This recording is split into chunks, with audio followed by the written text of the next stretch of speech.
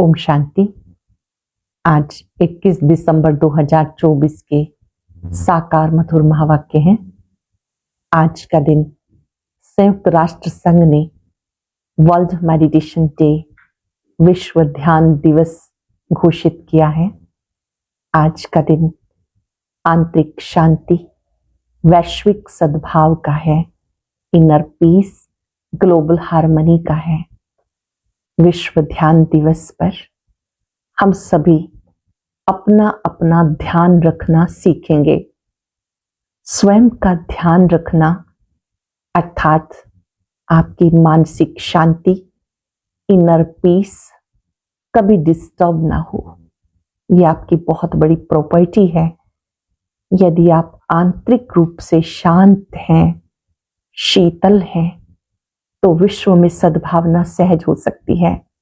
साथ साथ विश्व के प्रति सद्भावनाएं रखने से, शुभ भावनाएं रखने से आपकी मन की शांति निरंतर बढ़ती जाएगी।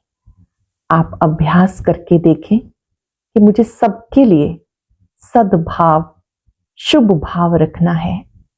भाव और भावना से मन की स्थिति पर बहुत प्रभाव पड़ता है। अपनी आंतरिक शांति को बनाए रखने के लिए हम सभी को शुभ भावनाएं, शुभ कामनाएं देंगे। सारा विश्व हमारा एक परिवार है। All the world a family, क्योंकि हम सबका पिता एक है।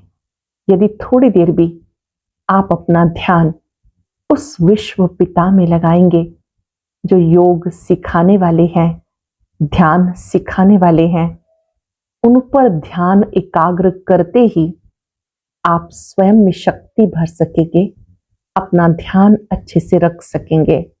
आज पूरे दिन में एक एक मिनट के लिए अपना ध्यान स्वयं के स्वरूप पर, परम पिता के स्वरूप पर एकाग्र करेंगे और महसूस करेंगे, मैं बहुत शांत हूं, शक्तिशाली हूं, शुभ भावना से भरपूर हूं। जिन्हें भी मिलेंगे उनका ध्यान भी परम पिता की ओर आकर्षित कराएंगे कि कुछ पल के लिए उस महाज्योति में ध्यान अवश्य लगाएं। वो ही शांति का सागर है, ocean of peace, love, happiness है। जैसे जैसे आप उसे याद करते हैं, आपका मन सद्भाव से, शुभ भाव से भर जाता है। महसूस करें, मैं शांत हूं, शांति सागर की संतान हूं। आज की मधुर मुरली में बहुत सुंदर बात बाबा ने सिखाई कि शांति आपका स्वधर्म है। शांति सागर की आप संतान हैं। आपको शांत स्वधर्म में स्थित रहना है।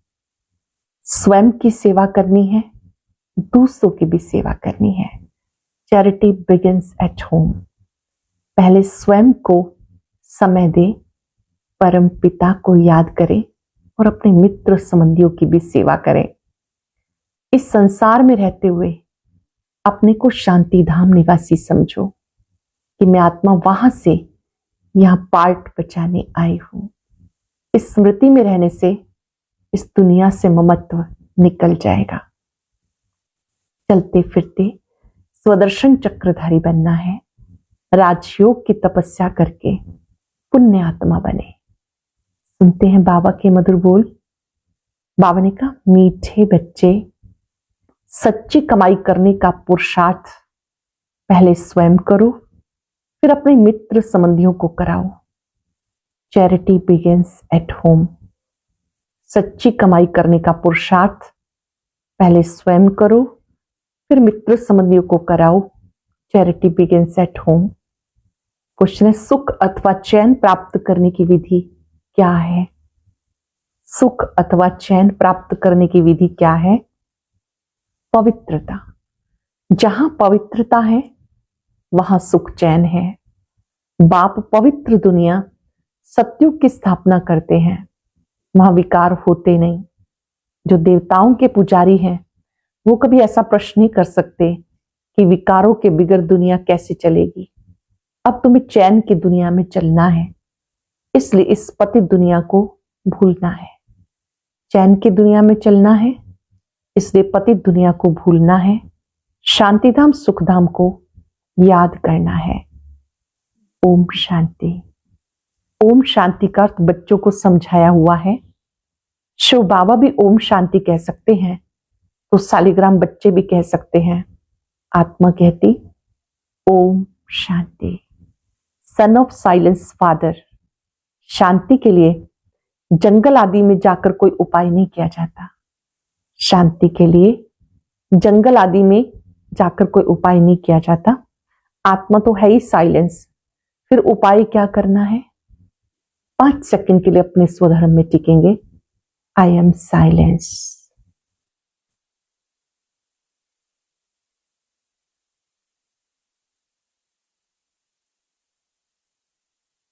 शांति की किरणें अपने मस्तक से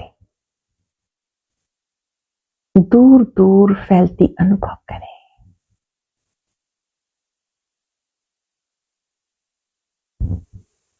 मैं शांत हूं।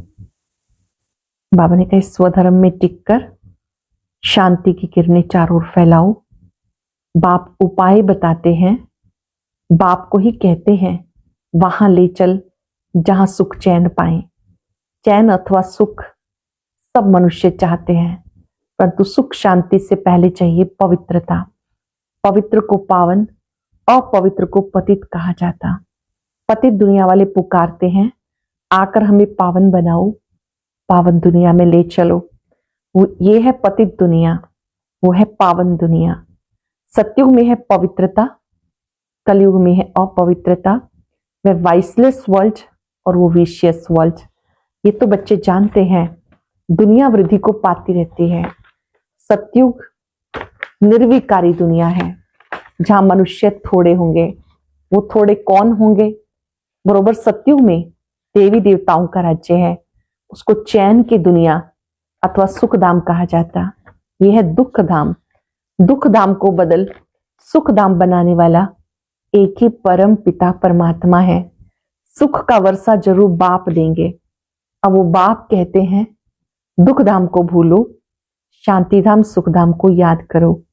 इसे ही मन मना भव कहते हैं। दुख धाम को भूलो, शांति धाम सुख धाम को याद करो, इसको मन मना भव कहते हैं। बाप बच्चों को सुख धाम का साक्षात्कार कराते, दुख धाम का विनाश कराए, शांति धाम ले जाते हैं। इस चक्र को समझना है। 84 जन्म लेने पड़ते हैं, तो पहले सुख धाम में आते, उनके हैं 84 जन्म। सिर्फ इतनी सी बातें याद करने से बच्चे सुख धाम के मालिक बन सकते हैं। बाबा कहते बच्चे शांति धाम को याद करो, फिर वर्षे को सुख धाम को याद करो।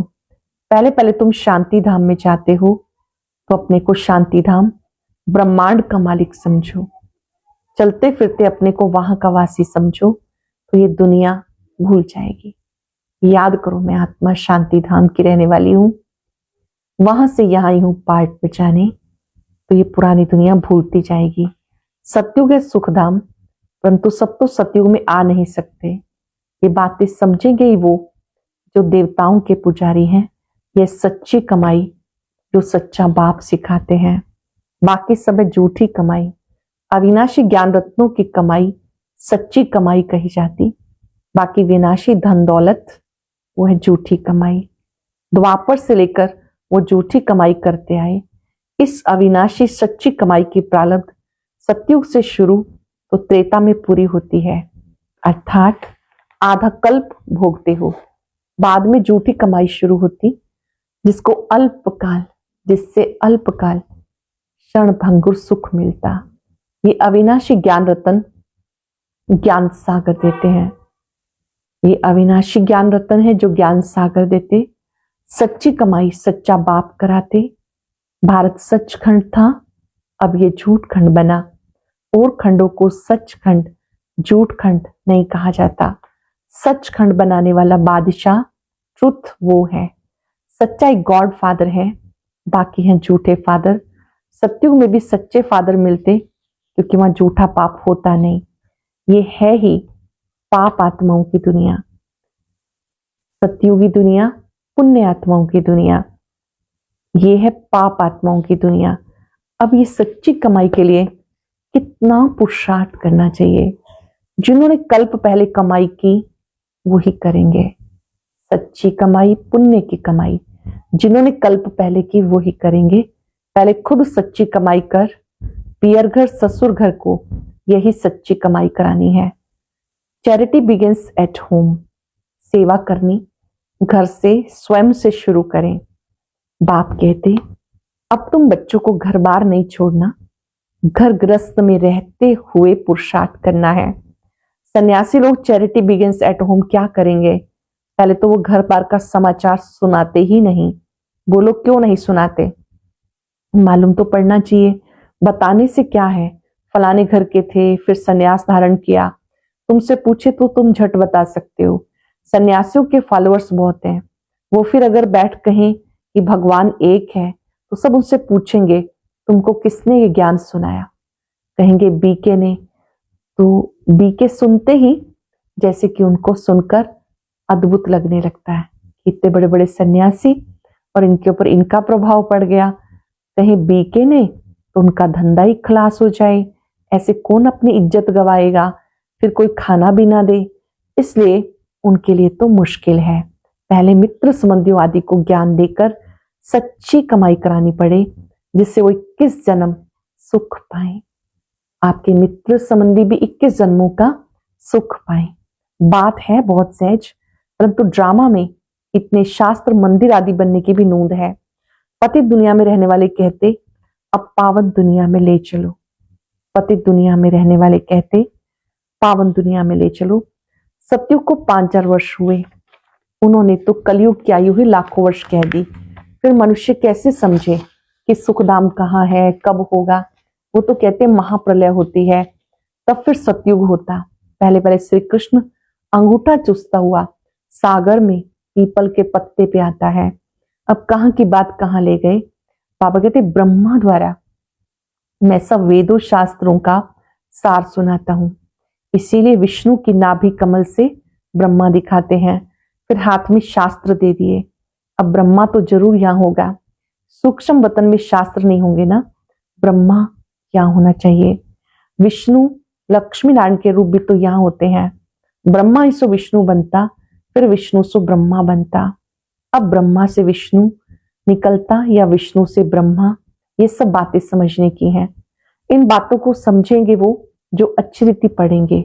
बाबा कहते जब तक तुम्हारा शरीर छूटे तब तक समझते ही रहेंगे, अर्थात जब तक हम जिएंगे पढ़ते रहेंगे। हमें बाबा से वायदा करना है कि हम जब तक जिएंगे ये पढ़ाई करते रहेंगे। तुम बिल्कुल 100% बेसमझ कंगाल बन गए। तुम ही समझदार देवी देवता थे, फिर से तुम देवी देवता बन रहे हो। मनुष्य तो बन ना सके। तुम सो देवता थे और 84 जन्म लेते एकदम कलाहीन हो गए। तुम सुख धाम में बहुत चैन में थे, अब बेचैन हो। तुम 84 जन्मों का हिसाब बता सकते हो। इस्लामी, बौद्धि, सिख, ईसाई, मठ, पंथ सब कितना जन्म लेंगे, ये हिसाब निकालना तो सहज है। स्वर्ग के मालिक भारतवासी बनेंगे, ये समझानी है। खुद समझ जाएं तो पहले पहले माता पिता अपने बहन भाइयों को ज्ञान देना है। खुद को ज्ञान समझ में आया तो पहले पहले अपने माता पिता को, भाई बहनों को ज्ञान देना है। ग्रस्त व्यवहार में रहते कमल फूल समान रहना है। फिर चैरिटी बिगिंस एट होम। पियर घर ससुर घर की नॉलेज सुनानी पड़े, उनको भी सुनाना है।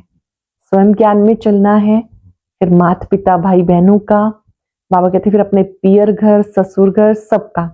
धंधे में भी पहले अपने भाइयों को ही भागीदार बनाते, यहां भी ऐसे है। गायन भी है कन्या वो जो पियर घर ससुर घर का उद्धार करे, और पवित्र उद्धार कर नहीं सकते। तब कौन सी कन्या? ये ब्रह्मा की कन्या ब्रह्मा कुमारी है। यहाँ अधर कन्या कुंवारी कन्या का भी मंदिर बना हुआ है।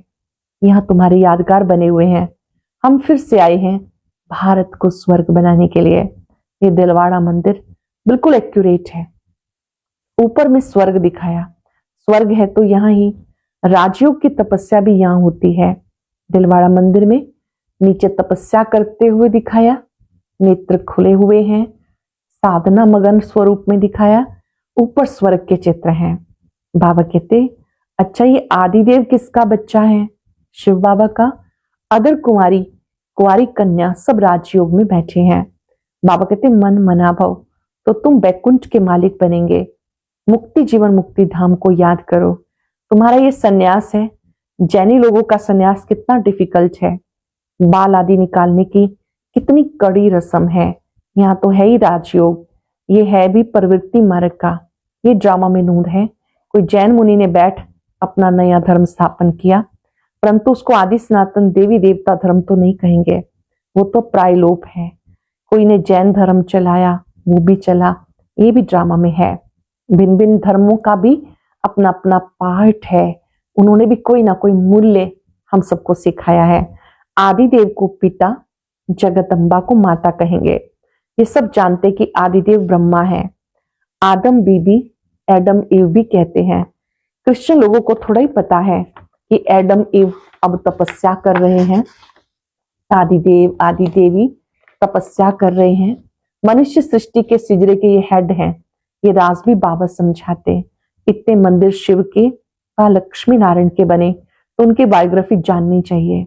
ये भी ज्ञान सागर बाप बैठ समझाते।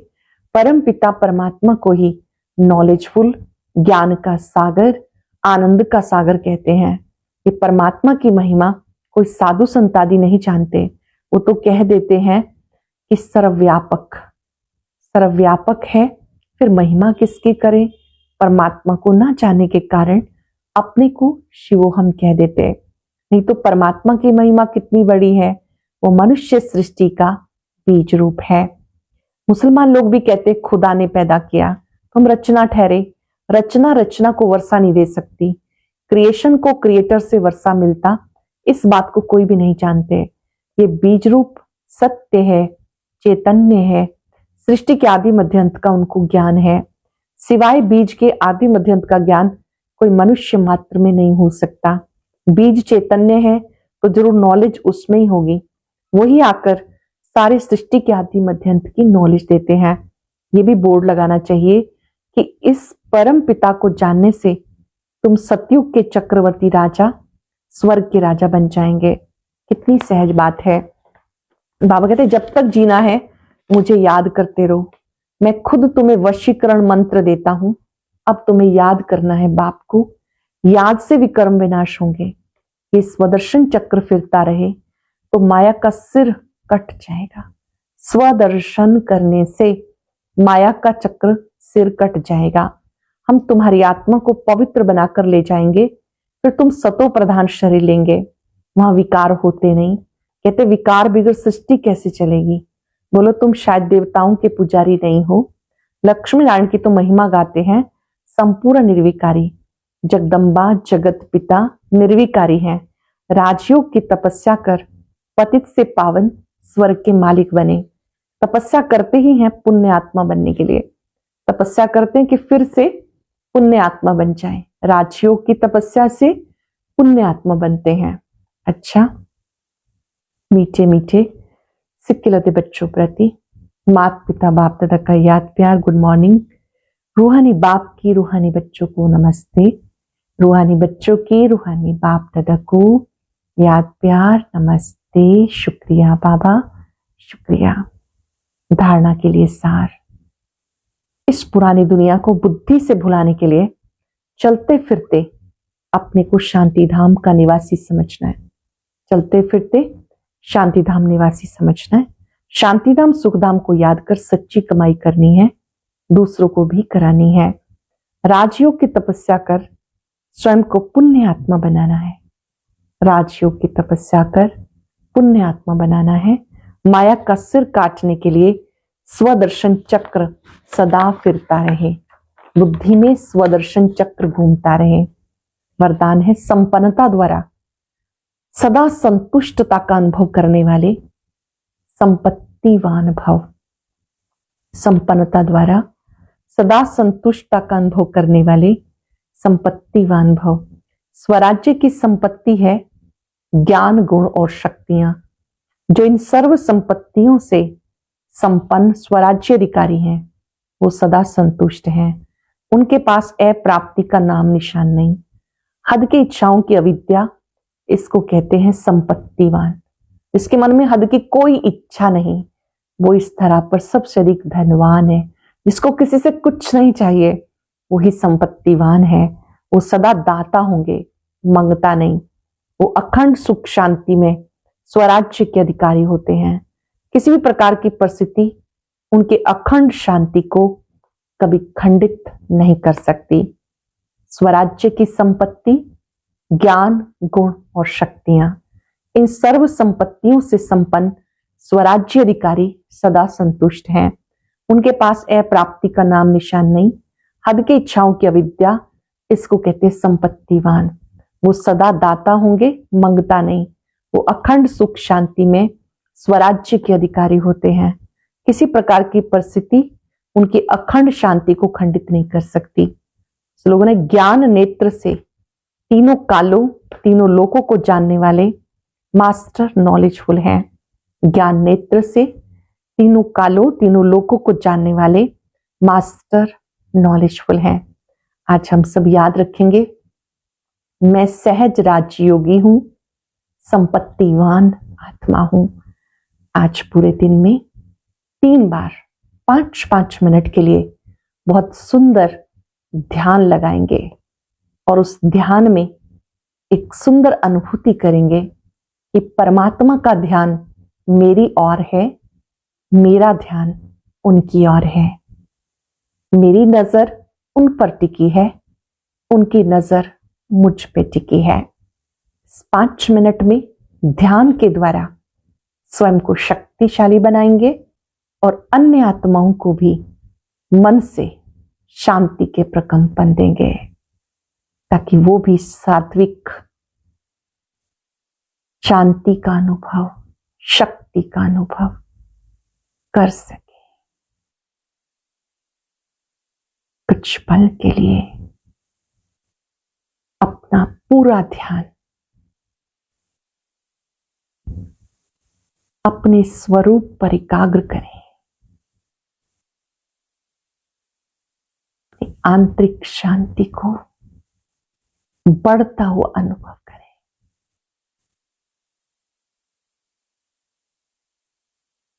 धीरे धीरे परम ज्योति पर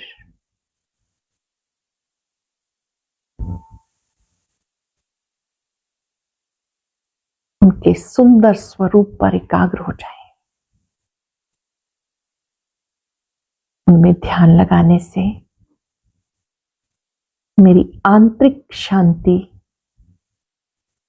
बढ़ती जा रही है।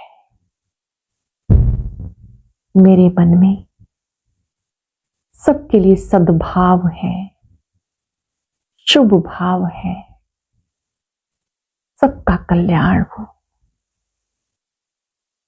सबका ध्यान सर्वशक्तिवान पर एकाग्र हो।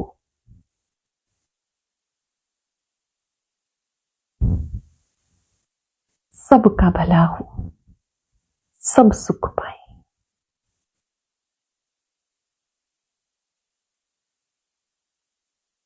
मैं राजयोगी आत्मा विश्व की सर्वात्माओं के लिए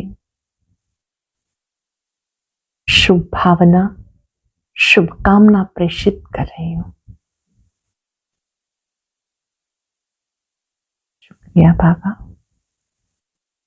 शुक्रिया। ओम शांति।